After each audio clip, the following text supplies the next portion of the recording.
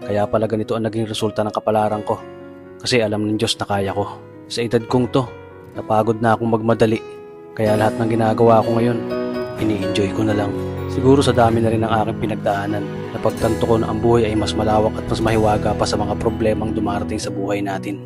Tumatanda na tayo, baka sa kakahabol natin sa masagana at maayos na buhay, ay hindi na natin na-enjoy ang buhay. Baka nabubuhay na lang tayo dahil nape-pressure tayo sa sasabihin ng ibang tao.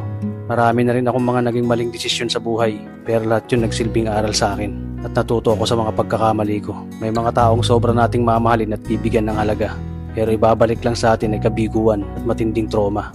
Kaya wag nating lilingunin ng mga taong tulad nila dahil mas payapa kapag hindi ka na interesadong malaman pa kung anong pambalita sa kanila.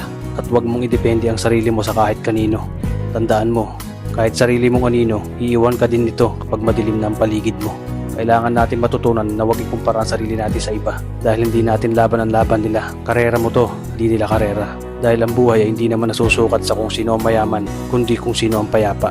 Kaya galingan mo lang palagi tol dahil napakaraming tao mapanghusga, hihilahin ka pababa. At lagi mo itong tatandaan na makakatanggap ka lang ng papuri mula sa kanila kapag patay ka na.